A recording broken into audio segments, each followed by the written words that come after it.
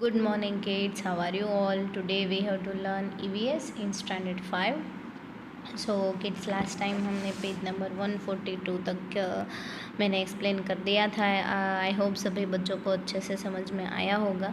सो यहाँ पे अभी 143, 144 और 145 में सिर्फ हमें समझना ही है कि हमें क्या क्या दिया है और क्या क्या एक्टिविटीज़ दी है। तो चलो हम आज पेज नंबर 143 से स्टार्ट करते हैं। तो फर्स्ट दिया है यहाँ पे मेक अ पेपर विसल, यानी कि आपको एक विसल बनानी है। तो पेपर विसल आप कैसे बनाएंगे? तो आपको क्या करना है, take a piece of paper 12 centimetre long and 6 centimetre wide. तो आपको एक पेपर लेना है जो 12 सेंटीमीटर लंबा है और 6 सेंटीमीटर वाइड है।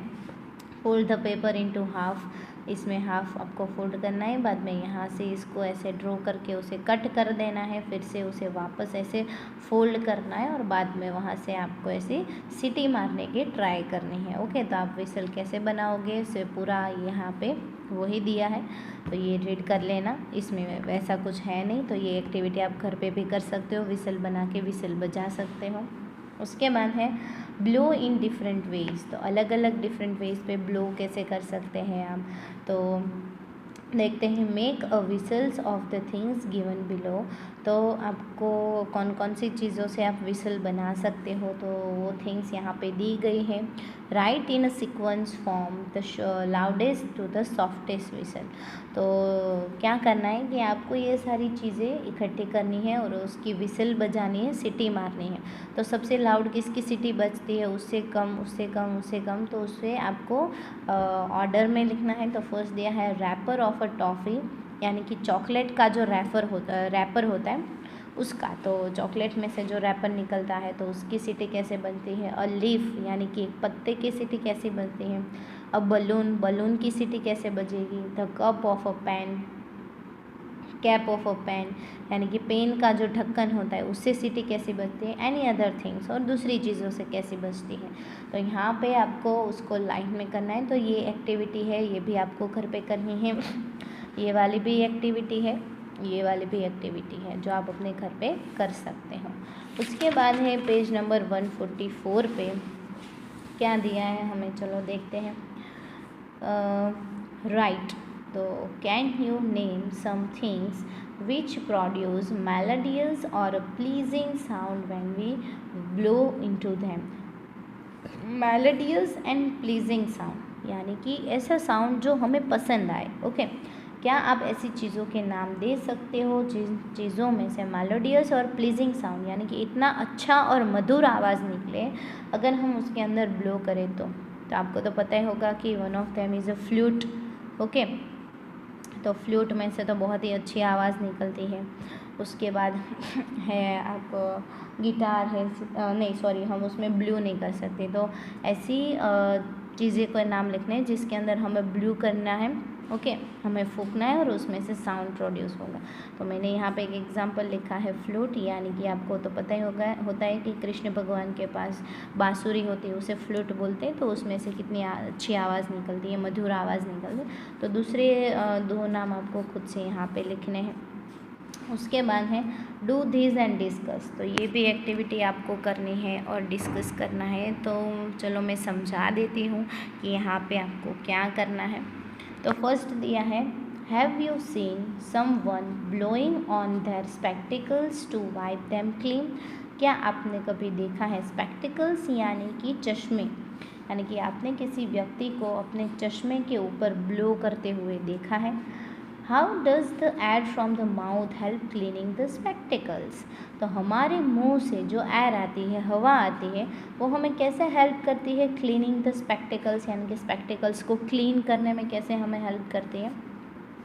टेक अ ग्लास, आपको एक कांच लेना है। Bring it near your mouth, उसे अपने मुंह के नज़दीक ले जाना है। And blow hard on it, और उसके ऊपर ब्लो करना है, फूंक मारनी है। डू दिस 2 और 3 टाइम्स। तो ये आपको 2 और 3 बार 2-3 टाइम्स करना है।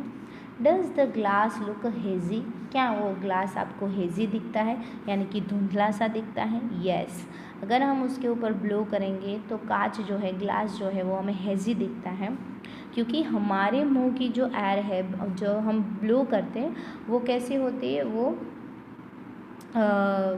जो है वो भेज वाली होती है। ओके, तो ह्यूमिड होती है जिसकी वजह से वो हेज़ी दिखता है। Can you make a mirror hazy in the same way? तो आप मिरर को भी हैज़ी बना सकते हो इस तरह से।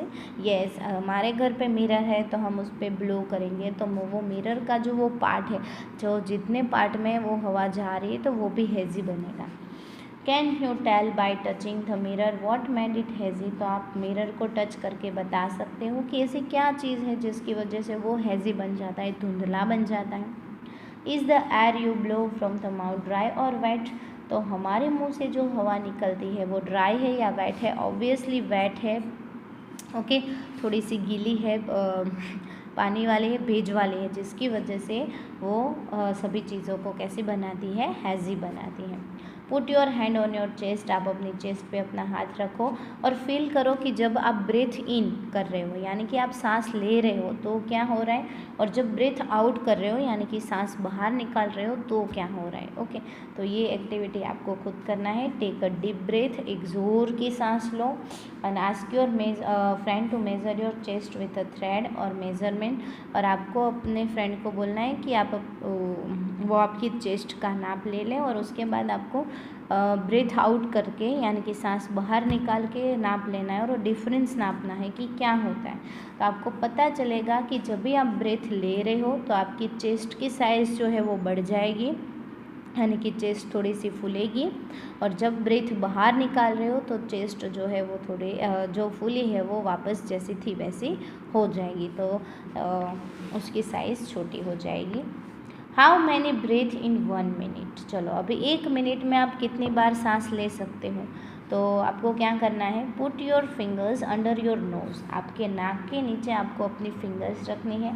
Can you feel any air when you breathe out your nose? तो आप फील कर सकते हो कि कैसे आप सांस ले रहे हो और कैसे सांस बाहर निकाल सकते हो। ऑब्वियसली हम अगर नाक के नीचे अपने नोज़ के नीचे उंगली रखेंगे तो हमें पता चलेगा ही कि हम कैसे ब्रेथ ले रहे हैं और कैसे बाहर निकाल रहे हैं।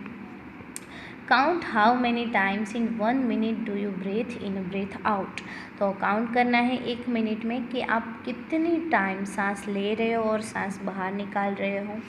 Jump 30 times did you feel breathless? और आपको बाद में क्या करना है, 30 टाइम्स यानी कि जंप करना है अपनी जगह पे, प्लेस पे, या फिर थोड़ा सा दौड़ना है। तो आपको अब क्या ब्रेथलेस फील हो रहा है। Now again count how many times 1 minute you breathe in and out? तो अभी फिर से आपको काउंट करना है कि आप कितने टाइम ब्रेथ इन करते हो और आउट करते हो। तो आपको पता चलेगा कि ये जब भी हम कोई काम जल्दी में करते हैं या फिर दौड़ते हैं या फिर जंप करते हैं, कोई भी एक्टिविटी करते हैं, तो हमारी ब्रीथिंग की प्रोसेस जो है वो फास्ट हो जाती है। तो जितना नॉर्मली हम ब्रीथिंग करते हैं उससे फास्ट ब्रीथिंग करते हैं और उसका फास्ट ब्रेथ आउट भी करते हैं। तो ये एक्टिविटी आपको खुद से करनी है और मेज़र करना है। What was the difference in your count before or after jumping? तो जंपिंग या रनिंग के बाद आपकी ब्रीथिंग में क्या काउंट में डिफरेंस आया वो आपको खुद से देखना है। तो ये भी एक्टिविटी ही है, आपको खुद से करनी है, ये वाली भी एक्टिविटी है। तो सारी एक्टिविटीज़ मैं आपको एक्सप्लेन करती जा रही हूँ, तो आप अच्छे से ये एक्टिविटी घर पे करना ताकि आप हर एक एक्टिविटी का जो कॉन्सेप्ट है वो आपको समझ में आ जाए। ओके, उसके बाद है द क्लॉक इनसाइड यू, यानी कि आपके अंदर कोई भी एक क्लॉक है, वो कैसी है? तो चलो देखते हैं।